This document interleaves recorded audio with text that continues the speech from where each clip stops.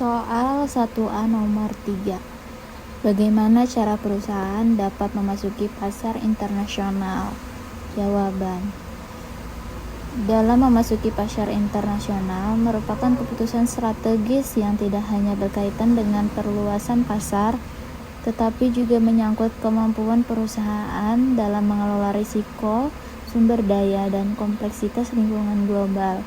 Secara analitis, perusahaan tidak dapat serta-merta masuk ke pasar internasional tanpa mempertimbangkan tingkat kesiapan internal dan karakteristik pasar tujuan. Oleh karena itu, pemilihan mode masuk (entry mode) menjadi faktor kunci yang menentukan keberhasilan internasionalisasi perusahaan. Strategi yang paling rasional bagi perusahaan yang baru memasuki pasar internasional adalah ekspor, karena menuntut investasi dan risiko yang relatif rendah. Ekspor memungkinkan perusahaan memperoleh pengalaman internasional tanpa harus membangun fasilitas produksi di luar negeri. Namun, ketika volume penjualan meningkat dan ketergantungan pada pasar luar negeri semakin besar, perusahaan perlu mempertimbangkan bentuk keterlibatan yang lebih intensif seperti lisensi waralaba atau joint venture. Strategi ini memberikan akses terhadap pengetahuan pasar lokal dan jaringan distribusi, tetapi tetap membatasi risiko kepemilikan penuh. Perusahaan yang telah memiliki sumber daya finansial dan kapabilitas manajerial yang kuat dapat memilih Foreign Direct Investment (FDI). FDI sendiri memberikan kontrol penuh terhadap operasi dan kualitas produksi, namun juga meningkatkan ekspor, risiko politik, ekonomi, dan hukum di negara tujuan. Dengan demikian, dapat disimpulkan bahwa tidak ada satu strategi masuk yang paling unggul, melainkan efektivitasnya bergantung pada kesesuaian antara tujuan perusahaan, kapasitas internal, dan kondisi eksternal pasar internasional.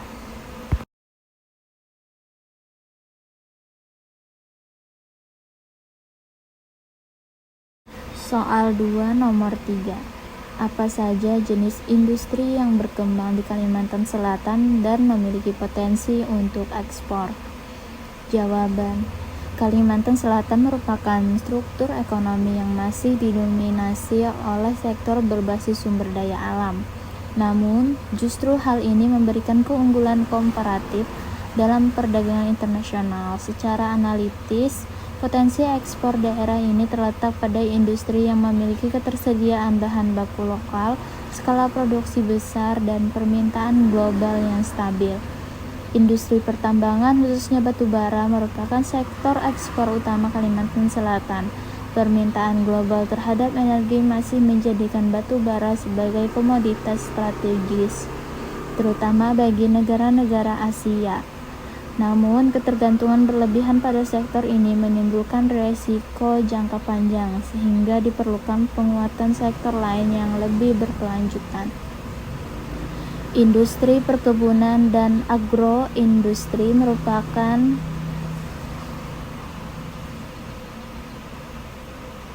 seperti karet dan kelapa sawit memiliki potensi ekspor yang lebih beragam dan berkelanjutan. Produk karet, baik dalam bentuk bahan mentah maupun setengah jadi, sangat dibutuhkan oleh industri otomotif dan manufaktur global. Selain itu, sektor perikanan dan hasil laut juga memiliki peluang ekspor yang besar karena tren konsumsi global terhadap protein laut yang terus meningkat. Pengembangan industri dan peningkatan nilai tambah menjadi kunci agar Kalimantan Selatan tidak hanya menjadi pemasok bahan mentah, tetapi juga pemain yang lebih kuat dalam rantai nilai global.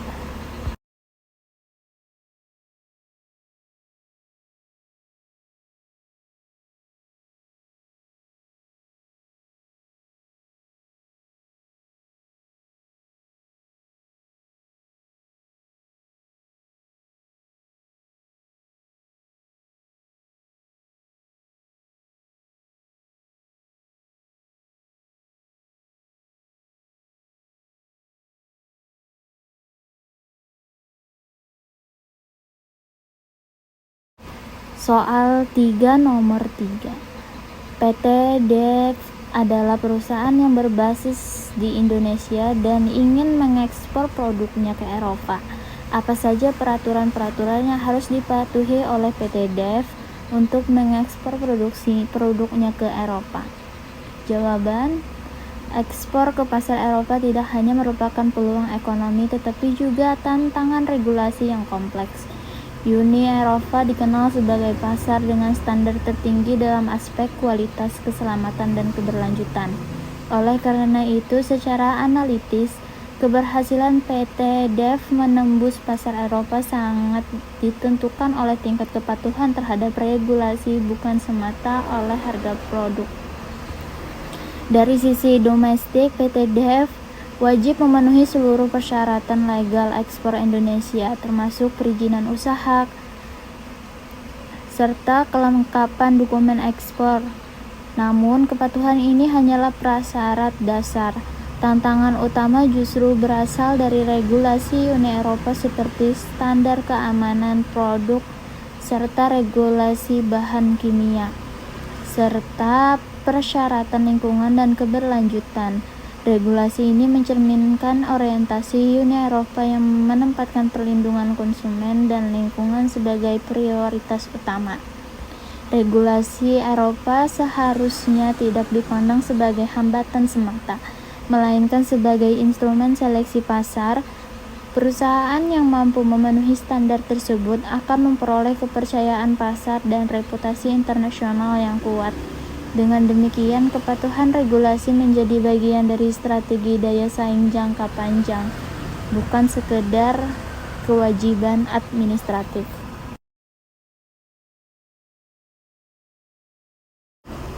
Soal 4 nomor 3. PT DEF adalah sebuah perusahaan berbasis di Banjarmasin, Kalimantan Selatan, yang memproduksi produk karet. Perusahaan ini ingin mengekspor produknya ke negara-negara Asia Timur, namun menghadapi tantangan dalam menghadapi persaingan dengan produk karet di negara-negara lain. Apa strategi yang dapat digunakan oleh PT DEF untuk meningkatkan? Jawaban: persaingan produk karet di pasar Asia Timur sangat ketat karena banyak negara produsen besar seperti Thailand, Malaysia, dan Vietnam.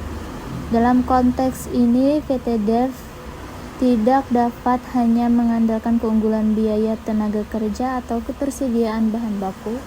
Secara analitis, daya saing internasional hanya dibangun melalui kombinasi kualitas, efisiensi, dan diferensiasi strategis. Peningkatan kualitas dan konsistensi produk menjadi strategi fundamental, mengingat pasar Asia Timur sangat menekankan standar teknis dan ketepatan spesifikasi. Sertifikasi mutu internasional dan kepatuhan terhadap standar industri akan memperkuat posisi PT DEF yang dihadapkan pada pembeli besar.